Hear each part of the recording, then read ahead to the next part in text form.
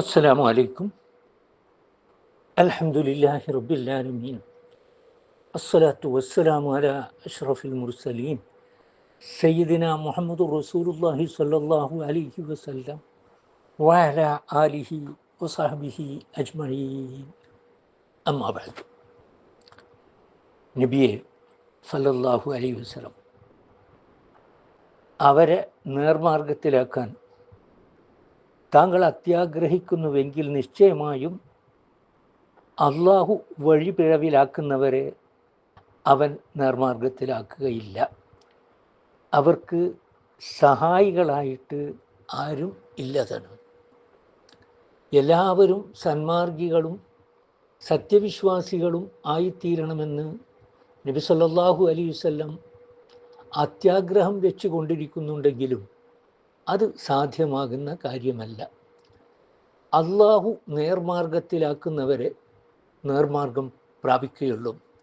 ദുർമാർഗികളെന്ന് അവൻ കണക്കാക്കിയവരെ നേർമാർഗത്തിലാക്കുവാൻ ആർക്കും സാധ്യമല്ല. മറ്റൊരായത്തിൽ അള്ളാഹു പറയുന്നുണ്ട്, ഇന്നക ലാ തഹ്ദി മൻ അഹ്ബബ്ത വലാകിൻ അല്ലാഹ യഹ്ദി മൻ യശാ. തീർച്ചയായും നീ ഇഷ്ടപ്പെട്ടവരെ നീ നേർമാർഗത്തിലാക്കുകയില്ല, എങ്കിലും അള്ളാഹു ഉദ്ദേശിക്കുന്നവരെ അവൻ നേർമാർഗത്തിലാക്കുന്നു എന്ന്. അതായത് ആരെയൊക്കെ നേർമാർഗത്തിലാക്കണം, ആരെയൊക്കെ ദുർമാർഗത്തിൽ സ്ഥിരപ്പെടുത്തണം എന്ന കാര്യം അള്ളാഹുവിന് നല്ലപോലെ അറിയാം. അതനുസരിച്ച് അവൻ പ്രവർത്തിക്കുകയും ചെയ്യുന്നു.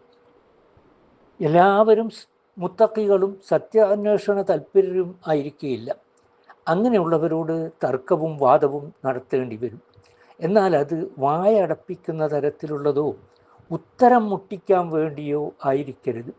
സന്ദർഭത്തിനും ആൾക്കും പരിതസ്ഥിതിക്കുമനുസരിച്ച് കൂടുതൽ നയത്തോടും മയത്തോടു കൂടിയും സത്യസന്ധമായും ആയിരിക്കേണ്ടതാണ് സംഭാഷണം. മറ്റേയാളുടെ പരാജയത്തെ മാത്രം മുന്നറിയിച്ചുകൊണ്ട് ആയിരിക്കരുത്. സത്യം ഗ്രഹിപ്പിക്കുകയാവണം ലക്ഷ്യം. സംസാരശൈലിയും ഉപയോഗിക്കുന്ന വാക്കുകളും വെറുപ്പിക്കുന്ന രൂപത്തിൽ ആവരുത്. അല്ലാത്ത പക്ഷം മറ്റേയാൾ ഉത്തരം മുട്ടി പരാജയപ്പെട്ടാൽ പോലും സത്യത്തോട് ഇണങ്ങാതിരിക്കുകയാണ് ഉണ്ടാവുക. ന്യായവും തെളിവും സമർപ്പിക്കുന്നത് ഇരുവിഭാഗക്കാരും അംഗീകരിക്കുന്ന അടിസ്ഥാനത്തിൽ ആയിരിക്കുകയും വേണം.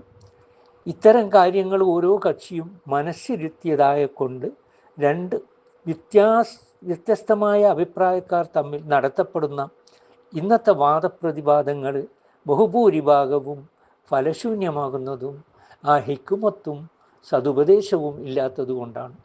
നബി സല്ലല്ലാഹു അലൈഹി വസല്ലം തങ്ങൾക്ക് തൻ്റെ മൂത്താപ്പയായ അബൂ താലിബിനെ പോലും ഹിദായത്തിലേക്ക് കൊണ്ടുവരാൻ സാധിച്ചിട്ടില്ല. അല്ലാഹു സുബ്ഹാനഹു വ തആല നമ്മെ എല്ലാവരെയും അവൻ്റെ സച്ചരിതരായ അടിമകൾ കൂട്ടത്തിൽ ഉൾപ്പെടുത്തുമാറാകട്ടെ. വാഖിറു ദഅ്വാനാ അനിൽ ഹംദുലില്ലാഹി റബ്ബിൽ ആലമീൻ. അസ്സലാമു അലൈക്കും.